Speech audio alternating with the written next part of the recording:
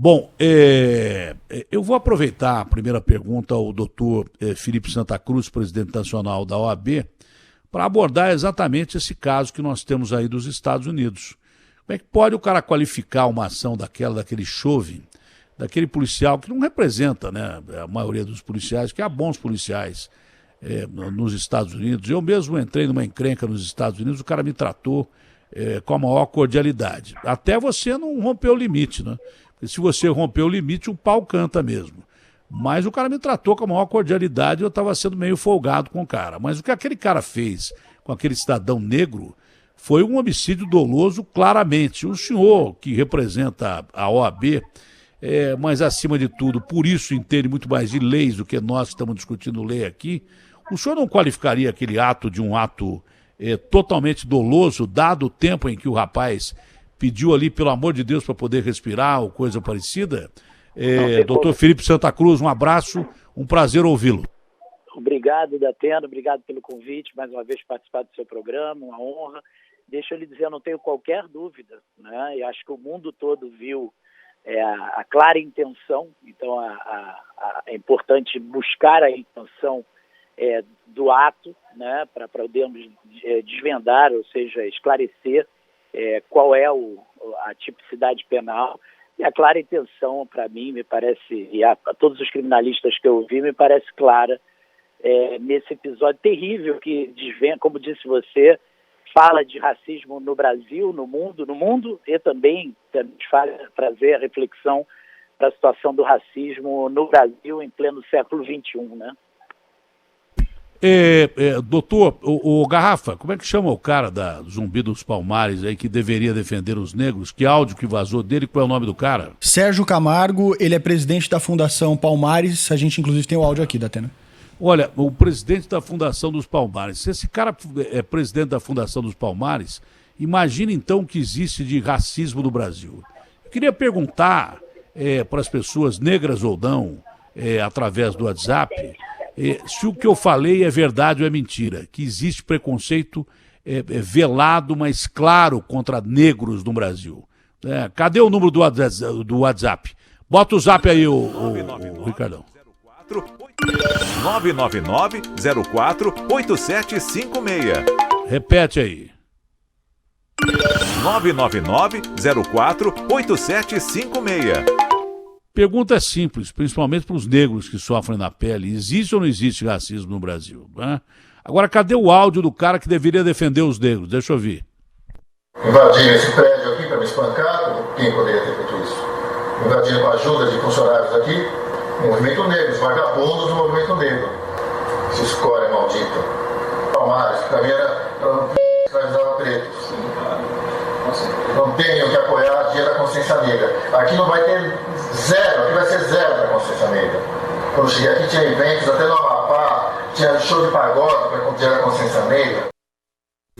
Olha, se esse cara representa a Fundação Zumbi dos Palmares, e ele, inclusive, ele ataca o personagem Zumbi dos Palmares, que é um verdadeiro herói na história brasileira, né? Se esse cara representa a consciência negra e representa os negros, está mais do que na cara que o Brasil está perdido mesmo no aspecto de racismo. Isso é uma declaração absurda, né? É um áudio que vazou, mas é absurdo. O senhor concorda comigo ou não, doutor Felipe Santa Cruz? Concordo, acho que, inclusive já foi questionada, né? Inclusive na justiça, a posse desse diretor da fundação. Ele simboliza algo que me preocupa muito no momento atual, que são pessoas que são colocadas à frente de órgãos públicos para destruí-los, né? Então você tem isso na área ambiental muito claramente consignado, você tem isso agora num ativista dizendo que um inimigo do movimento de luta de igualdade racial presidindo a Fundação Palmares.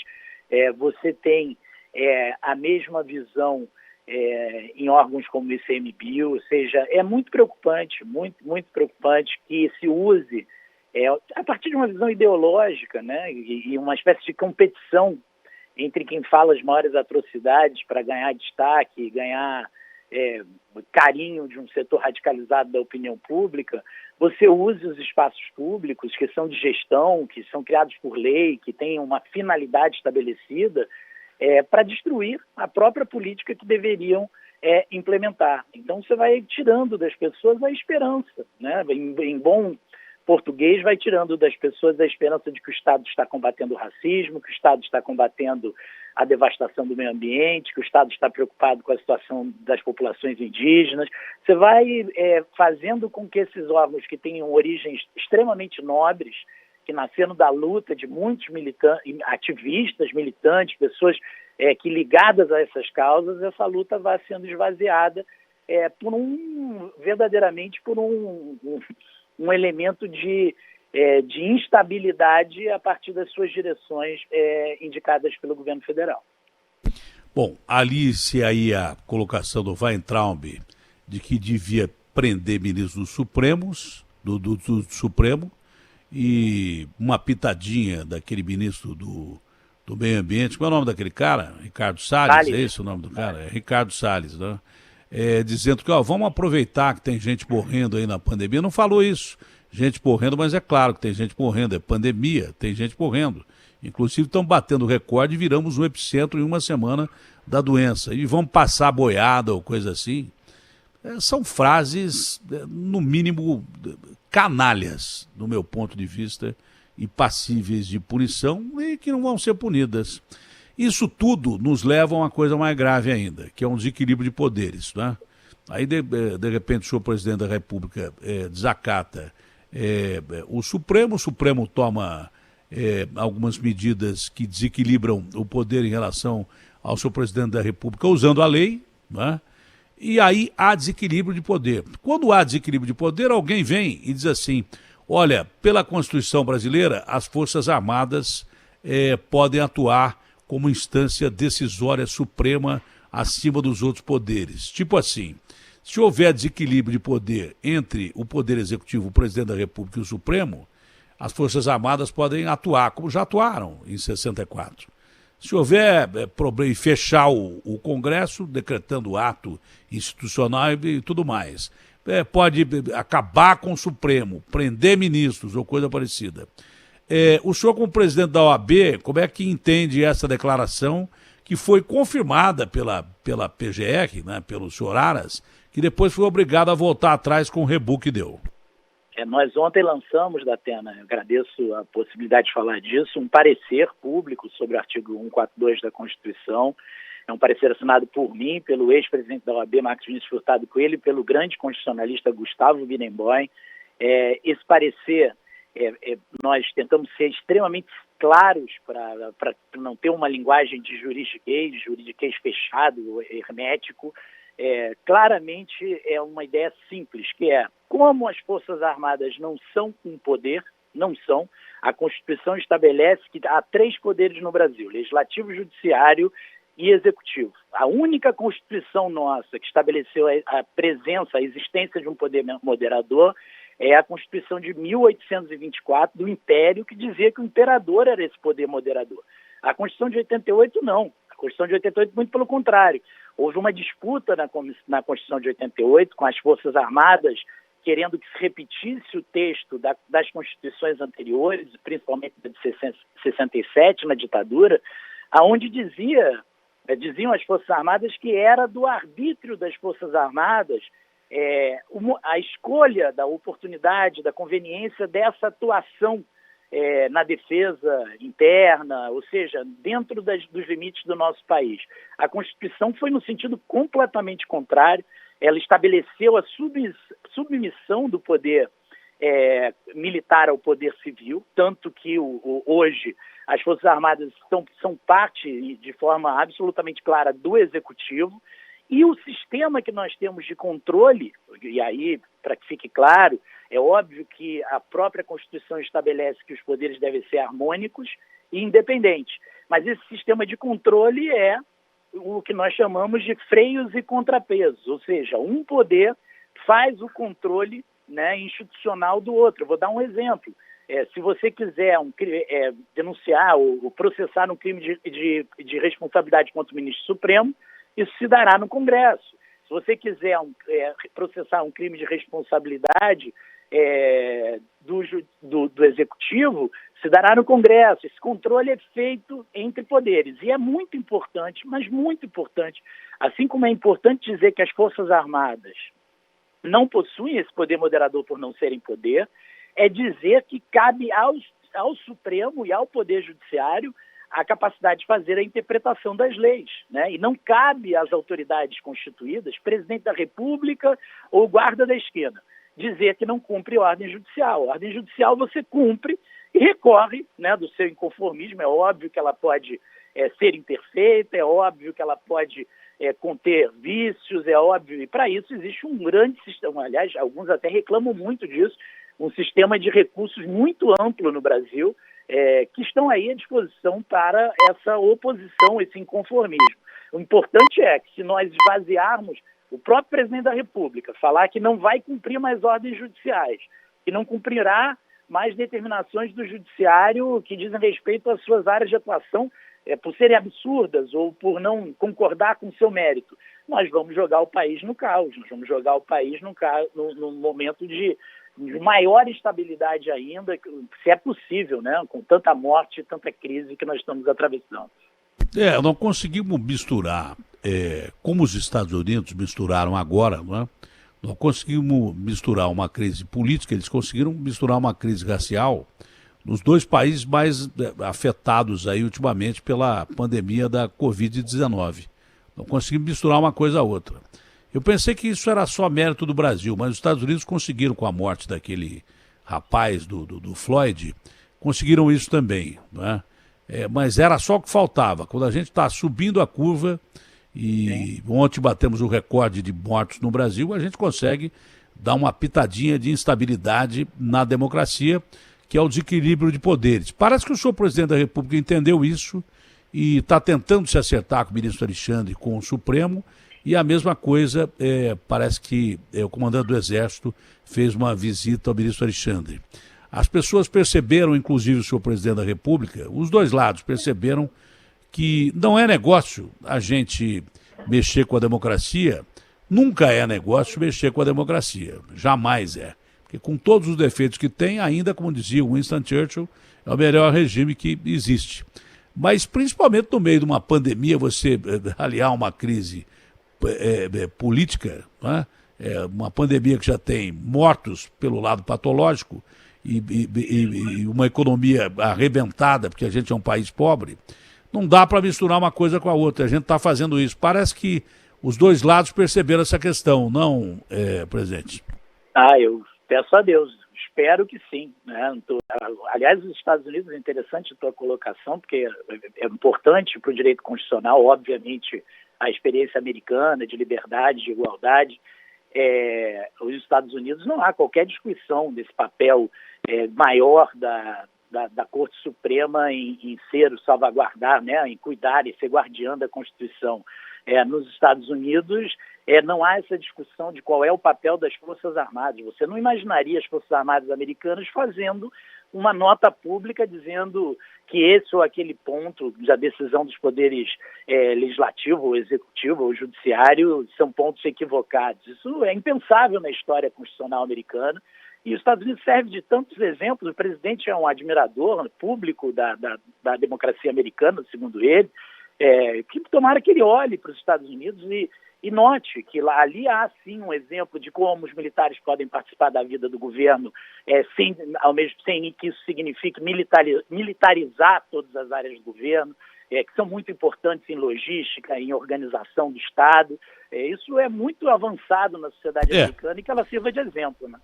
Quando o Trump fala em chamar forças do Exército, se a Guarda Nacional não der contra, ele fala em pregar a ordem, não ameaçar a democracia, em momento algum.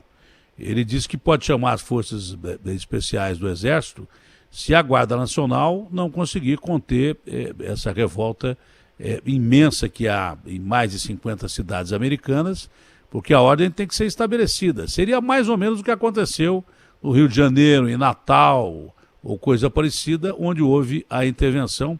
Que, aliás, o Temer teve um papel importante dessa intervenção do Rio de Janeiro, Porque na época se queria uma intervenção geral. E olha que tinham razão, viu? Porque o Pezão era um grande de um ladrão. Mas eles queriam destituir, inclusive, o Pezão. O Temer não deixou para que não ficasse uma coisa globalizada, uma intervenção em nível político também, que já seria mais grave. Correria risco aí de se arranhar a Constituição brasileira, se derrubar o governador. Se bem que ele merecia, porque depois ele foi para a cadeia. Mas o Temer foi um poder moderador, que a gente não vê já há algum tempo, porque o presidente Bolsonaro é bélico mesmo. Ele, quando não concorda com uma coisa, ele responde. E isso gera consequências. Por exemplo, o que o senhor acha do inquérito sobre as fake news? Eu tenho da Atena, nós estamos numa discussão interna sobre a legalidade, é uma legalidade polêmica, né? Tanto que o próprio Augusto Aras, que já foi citado por você aqui, ele mudou de posição já 2 vezes, né? Primeiro entendeu que sim, era legal a instauração do inquérito, como se deu pelo regimento interno do Supremo, contra ameaças, né, à vida de ministro, de seus parentes, às instituições. Depois ele agora, mais ou menos, deu um passo atrás, disse que não tinha dúvidas dessa legalidade. O atual ministro da Justiça, André Mendonça, que é um advogado qualificado, quando era advogado-geral da União, entendeu pela legalidade e caberá ao Supremo. Parece que já na semana que vem, a previsão é do dia 10, o Supremo vai fazer o julgamento de se há legalidade na instalação do inquérito. O que eu quero te dizer, assim, de forma muito clara, e aqui também como quem foi vítima desse ódio dessas milícias digitais, ou terroristas virtuais, como chama o ministro Barroso, que nós precisamos ter uma conduta, sim, mais firme na garantia da honra das pessoas, que não descambe nunca para censura, para limites à liberdade de imprensa. Tem que ser caso concreto, no caso a caso, né? Não há censura no Brasil, a Constituição assim estabelece. O jornalista que comete um crime, ele paga pelo crime. Isso, paga civil e criminalmente. Mas enquanto a ser vítima de fake news, o senhor pode entrar na fila aí, viu, presidente? Não, eu sei disso. Mas, veja, importante isso para a segurança jurídica, para o país, que as pessoas paguem, tenham consequências. A rede social não é um território sem lei, né? Claro. A rede social tem um poder de dano absurdo, é enorme, né? A mentira se espalha com uma velocidade incrível. Você nunca conseguirá espalhar a verdade na mesma velocidade. Então nós precisamos, sim, ter instrumentos com muita cautela, porque não podem descambar para restrições à liberdade de expressão, à liberdade de imprensa. Tem que ser, no caso concreto, verificando se ali houve um crime. A rede social ela é tão importante, mas tão importante, que, por exemplo, isso aqui que era um programa de rádio, isso era transmitido pelas ondas que o Marconi inventou, lá há algum tempo atrás, não é? Está sendo transmitido por todos os meios virtuais do Sistema Bandeirantes de Comunicação, pelo Grupo UOL, para o mundo inteiro, pela rede social. Pela internet. Então, todos os grandes meios de comunicação têm convergência na internet. Se esses meios de comunicação abertos, não é, que não usam a internet, os jornalistas da imprensa, vamos falar uma frase antiga aqui, falada, escrita e televisada, onde não havia internet ainda. Se os jornalistas eles estão expostos a responder processos criminais, como todos nós perante a nossa Constituição, por que não? Quem participa da rede social também, se cometer crime na rede social, tem que responder por crime na rede social e pronto, acabou. Simples assim. Simples assim. Não tem o que reclamar, tem que ter legislação, porque o jornalista, quando comete um crime na rede social, para a lei, né? Eu ataquei uma determinada pessoa, essa pessoa me processou, eu paguei pelo crime. Eu tive que pagar pelo crime, civil e criminalmente. Né?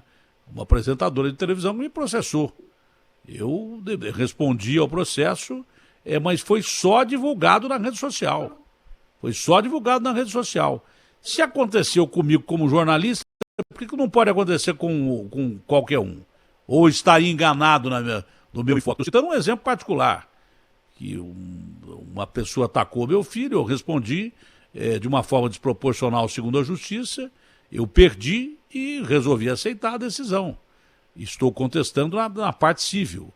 Né? Agora, se eu respondi e paguei, né, por uma agressão, por que as outras pessoas que participam da rede social não têm que pagar também?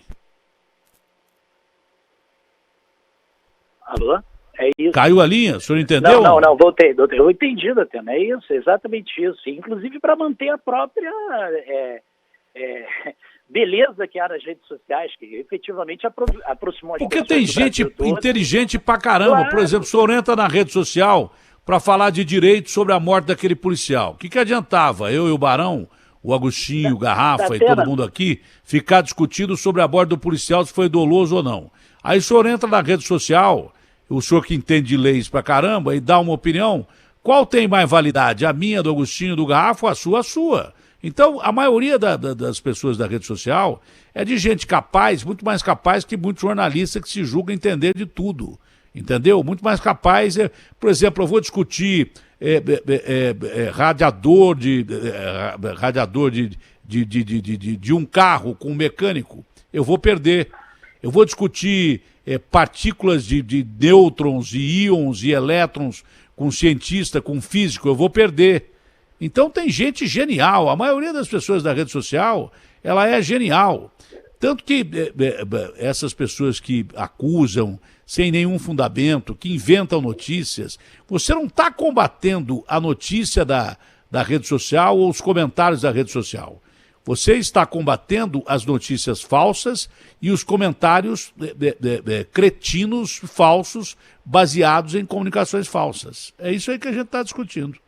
É isso, e é muito importante dizer também que, por conta de serem um ambiente de muita liberdade, mas também onde há importância financeira de dinheiro, quem tem capacidade de investimento, é importante esclarecer quem patrocina, por exemplo, campanhas difamatórias, que aí é um crime, campanhas que tentam aniquilar a honra das pessoas, buscam, através da mentira, fragilizar instituições. Mas você pode ver, você pode ver o dinheiro, seguir o dinheiro, como se diz na gíria americana, follow the money. Quem é que está metendo grana em cima disso? Quem está metendo... O Brasil é uma das 10 economias do mundo, Datena. É muita ingenuidade achar que não há interesses econômicos profundos. Não, e tem um detalhe. O que eu estou dizendo é uma verdade quase que absoluta, que a maioria de gente de bem, que os caras precisam de robô para disseminar o mal. Né? Porque um ser humano que pensa, um ser humano que tem ética, a ética do Spinoza, a ética do Schopenhauer, um ser humano que segue a ética do Goethe, coisa que o valha, um ser humano que tem ética, são poucos os que têm capacidade de replicar uma coisa maldosa e mentirosa. Então, por isso que precisa de robô. Bom, finalmente, sobre o APGR, eu entrevistei o doutor Aras aqui, uma pessoa muito gentil, e quando ele deu a entrevista a mim, ele falou: Datena, eu fui escolhido pelo presidente, mas eu não sou advogado do presidente. O advogado do presidente é a AGU. Né? Ele já tem lá os seus advogados. Se o presidente cometeu algum crime, eu tenho que denunciá-lo. O senhor acha que o doutor Aras está agindo dessa forma desses casos todos, presidente? Eu tenho minhas divergências de algumas decisões, é normal. Aliás, isso é uma brincadeira de fórum, né? Divergências entre Ministério Público e advocacia é algo normal. Mas eu tenho respeito pelo doutor Aras, acho uma pessoa com uma grande formação, tem uma carreira belíssima no Ministério Público. Ele enfrenta dificuldades, Datena, não sei se todos os ouvintes entendem, porque desde 2003 todos os procuradores-gerais da República eram escolhidos dentro de uma lista tríplice elaborada pela Associação dos Procuradores, né? E normalmente o primeiro da lista. Só agora da Raquel Dodge, que não foi primeira da lista, se não me engano foi segundo lugar na votação, mas ela estava na lista tríplice elaborada. Essa lista não tem força constitucional, não tem força legal, ela é apenas um indicativo, né, um trabalho do Ministério Público pela sua independência. Há pessoas que defendem que o Congresso, inclusive, trate isso por emenda constitucional. Isso já gerava algumas resistências ao nome do doutor Aras, que eu acho uma pessoa qualificada. E acho que o presidente agiu mal, andou mal ao declarar essa questão de nomes para o Supremo. Eu já disse, doutor Aras, se eu sou ele, eu vou no cartório e digo: se convidado, eu não aceitarei o cargo de ministro supremo. Porque esse tipo de ilação pública, de que ele pode ser ministro supremo, aumenta ainda mais essa... Já estamos num caldeirão, está todo mundo nervoso, todo mundo vendo má fé onde não há, muitas vezes não há. Esse tipo de ilação pública ou de tentativa de cooptação causa ainda mais dano a essa imagem de independência que ele deve manter, e eu acredito que ele tem. Doutor Felipe Santa Cruz, em primeiro lugar, que Deus nos ajude, né? Porque a gente está vivendo uma crise muito grave, não só em termos globais, mas principalmente em termos nacionais, onde a gente mistura uma crise com uma pandemia e o resultado disso nunca pode dar certo. Então que Deus nos ajude. Dizem que ele é brasileiro, está na hora de mostrar que é mesmo, porque nós estamos precisando demais. Um abraço grande ao senhor, tenha um bom dia, foi um prazer entrevistá-lo. Obrigado, Datena, um abraço a todo mundo da Rádio Bandeirante. Prazerão.